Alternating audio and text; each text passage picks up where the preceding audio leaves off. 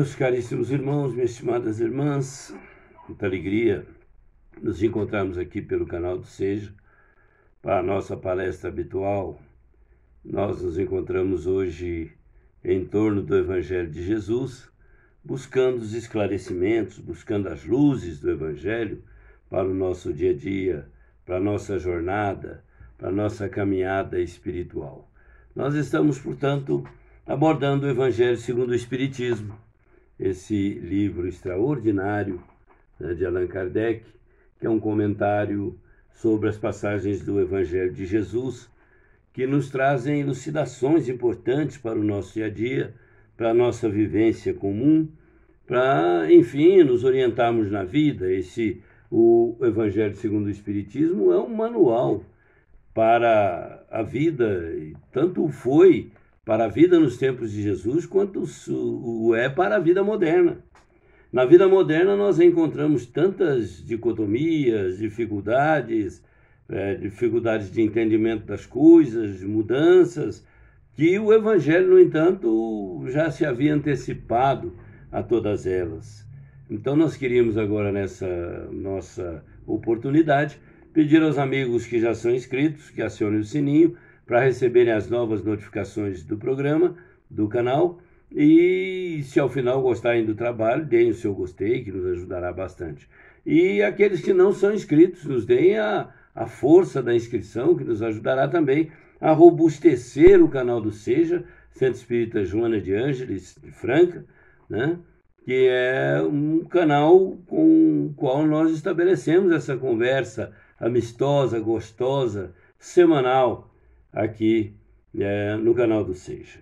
No Evangelho segundo o Espiritismo, capítulo 25, 26, por aí, nós temos uma abordagem sobre o Evangelho e as orientações divinas para o relacionamento do homem com Deus na sua jornada diária. Tem as orientações todas e, ao final, num capítulo específico, do Buscai e Achareis, que é uma análise que é feita, então se aborda essa questão do ajuda-te que o céu te ajudará. Nesse capítulo especificamente, que é o capítulo 25, se não me falha a memória, nós encontramos aí a explicação dos Espíritos para essa fala de Jesus, Buscai e achareis, ajuda-te que o céu te ajudará. Está no capítulo 25, exatamente. Ajuda-te que o céu te ajudará. Mas no capítulo 27, da parte do Evangelho, no capítulo 27, é Pedi e obtereis, que trata especificamente das preces, que é a forma que nós temos para nos comunicarmos com Deus. Porque muitas vezes nós aqui na Terra nos comunicamos por telefone, por telegrama, como antigamente era, até por sinais de fumaça, como bem remotamente era. Nós nos comunicamos agora por e-mail, por WhatsApp, enfim, todos os mecanismos modernos. Mas com Deus continua funcionando o mecanismo da prece, entre nós e a misericórdia do Criador, a sua bondade, a sua justiça, continua funcionando esse canal da oração. Tanto que Jesus, atendendo ao apelo dos discípulos, quando ele disse que precisava se retirar para orar ali no Getsemane, ele foi instado pelos discípulos a ensiná-los a orar. Eles precisavam aprender a orar. E aí então Jesus os ensina a orar e dá-lhes um modelo que é o Pai Nosso, a prece completa, a prece perfeita, aquela que fala da nossa necessidade, reconhece a autoridade divina, a autoridade celeste, daquela que se estabelece como sendo uma relação de compreensão, de submissão e de aceitação, porque nós dizemos a Deus que nós reconhecemos a sua autoridade suprema, e nós reconhecemos a sua inteligência suprema, que nós reconhecemos a sua soberania sobre a vida. E é importante ter isso em mente. Então, no Evangelho segundo o Espiritismo, Allan Kardec e os Espíritos tomam a dianteira de fazer essa abordagem, essa análise, né? Então eles falam da condição da prece. Por exemplo, a prece não precisa ser laudatória, não precisa ser aquela prece gigantesca, demorada, elaborada, diríamos toda ela esculpida. Não, a prece é o sentimento que vai se expandir de nós na direção do Criador. Então a eficácia da prece depende muito mais dos nossos sentimentos do que necessariamente das nossas palavras. As palavras apenas emolduram os sentimentos que estão nesse momento da oração, estabelecendo as condições da nossa alma, de desconforto, às vezes de dificuldade, de um certo inconformismo, desencontro, não importa. Aquele momento de constrangimento da alma é o momento que nós nos dirigimos a Deus. Ou aquele momento em que nós queremos nos antecipar nos pedidos que lhes fazemos em prol do nosso progresso, do nosso desenvolvimento, nós também nos antecipamos para revelar ao Senhor que nós sabemos que Ele tem conhecimento, mas que Ele pode, tanto quanto possível, levar em consideração a nossa humildade, levar em consideração o nosso jeito, a nossa hora, nosso momento. E Deus leva em consideração. Muito mais do que as preces muito elaboradas, sofisticadas, palavrosas, vamos dizer assim, né, numa linguagem popular, Deus leva em conta os sentimentos. Há orações sucintas, até se atribui a figura de São Benedito uma oração super sucinta, né? Ele amanhecia, tão logo tomava o conhecimento de que estava de novo na vida, ele se virava para o Criador mentalmente e dizia: Senhor, nego velho está aqui. Dizem que essa prece de São Benedito.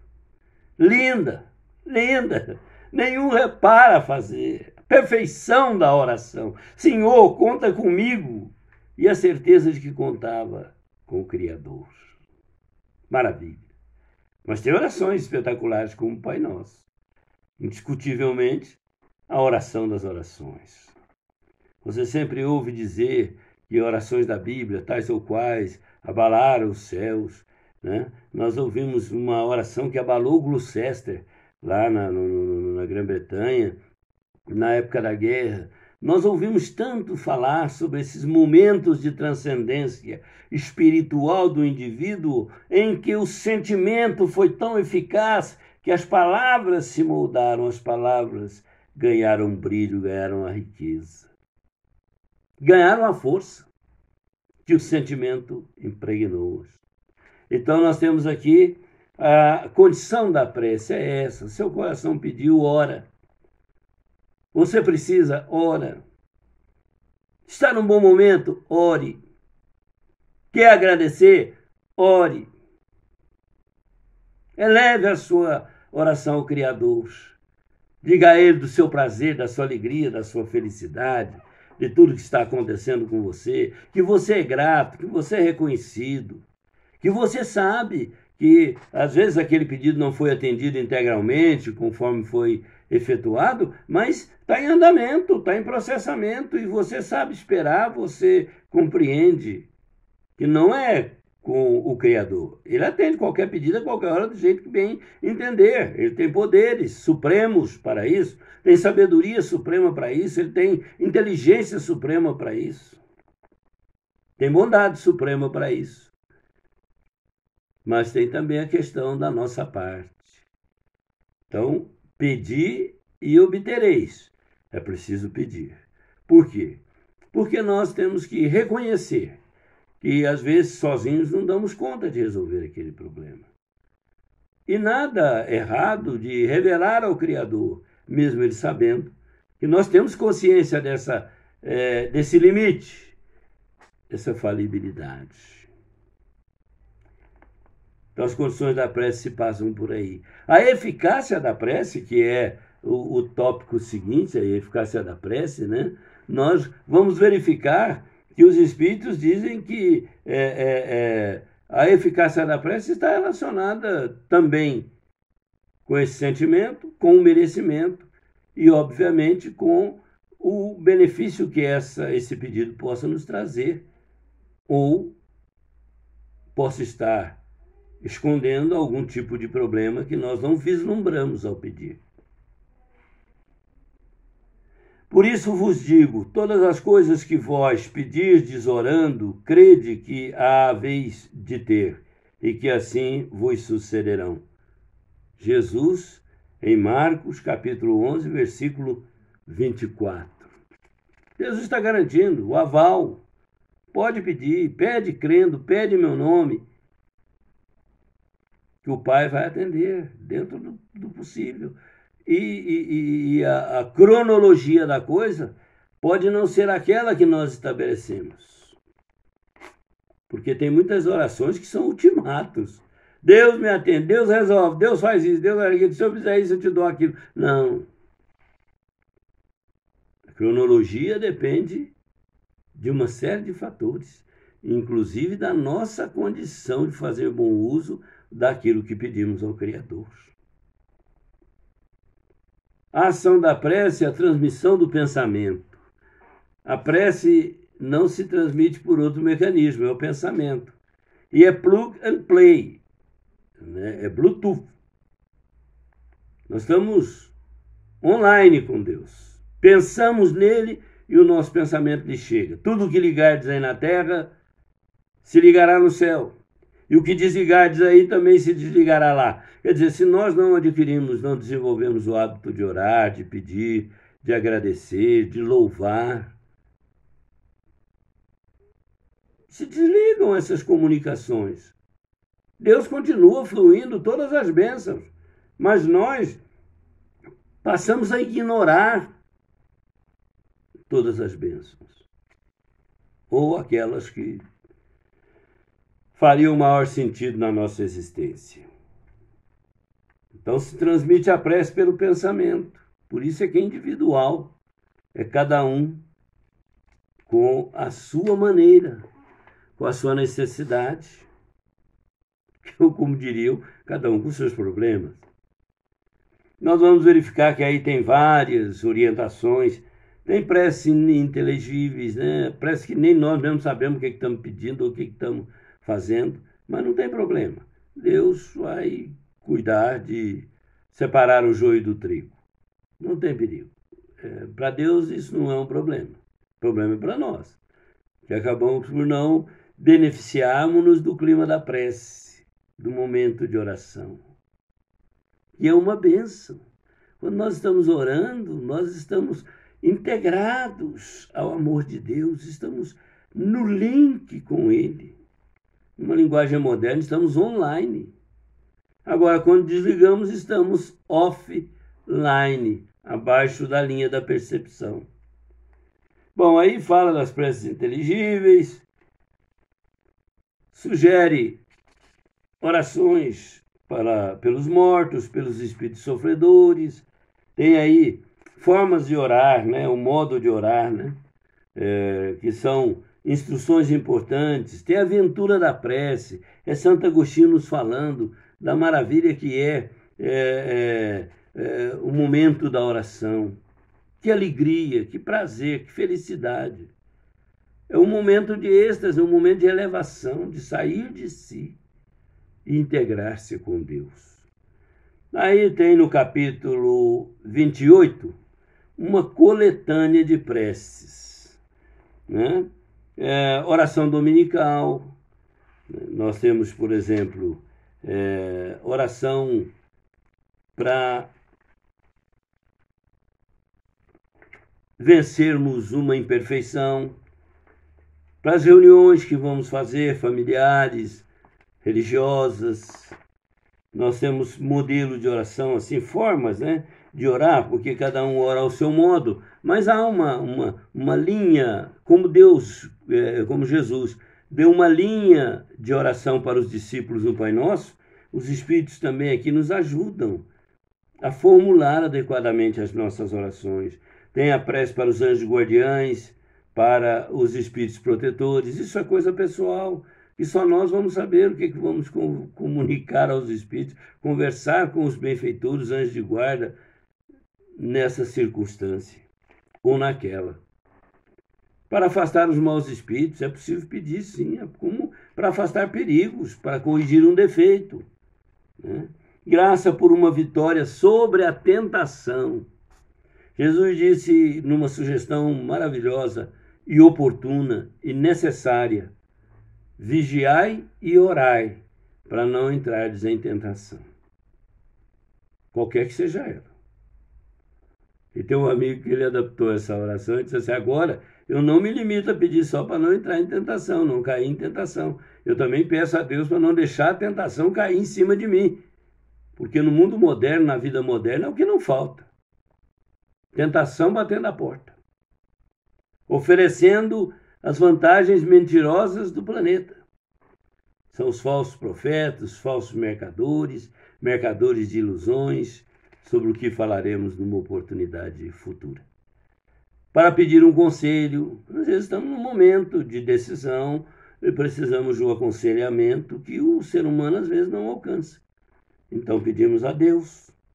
Nas aflições da vida, gente, quem nunca pediu nas aflições da vida? Quem nunca enfrentou um momento de aflição?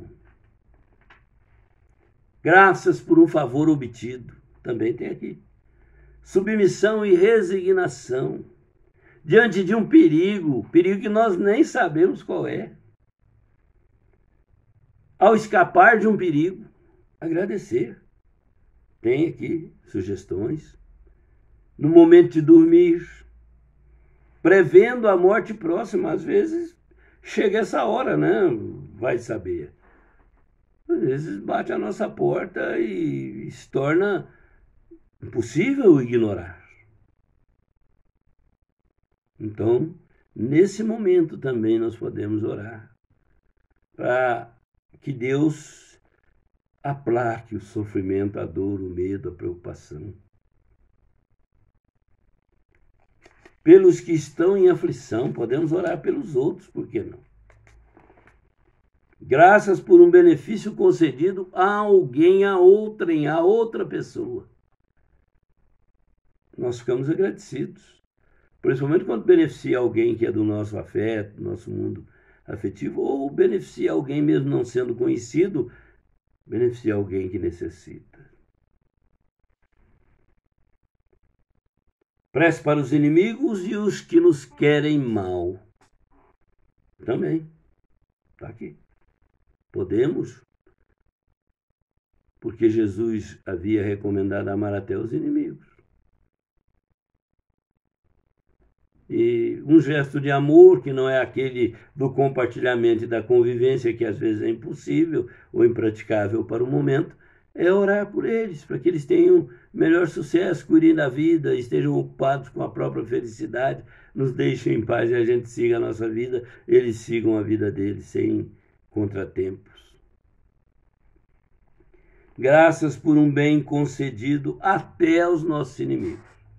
Quer dizer, não tem meio termo. Perdoar para que Deus nos perdoe, perdoar 70 vezes 7 vezes, lá Jesus falando para Simão, ama o teu inimigo, ora por ele, está aqui. Né? Se Deus concedeu uma graça, não vamos ficar com inveja nem com o coração partido. Vamos agradecer e falar: Senhor, se isso torná-los melhores, se isso fizê-los felizes, fizer que eles sejam mais felizes, abençoe. Pelos inimigos da própria fé,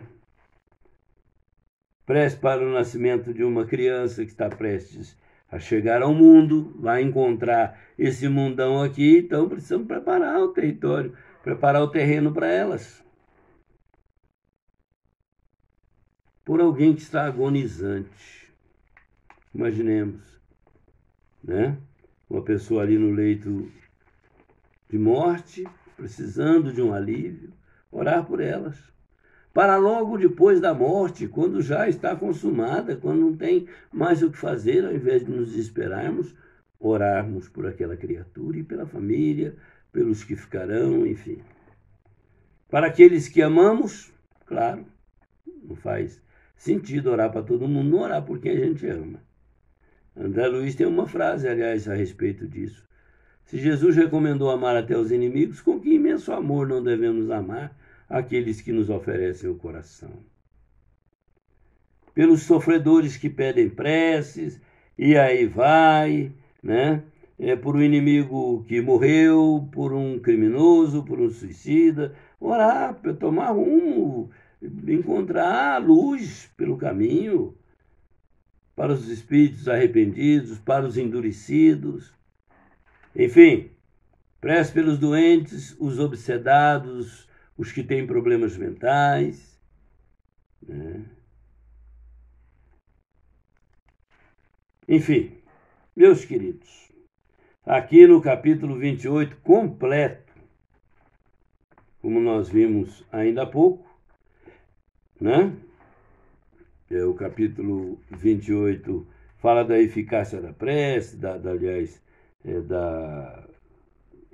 importância da prece, os tipos de prece. O capítulo 27, por exemplo, fala sobre o pedir e obtereis.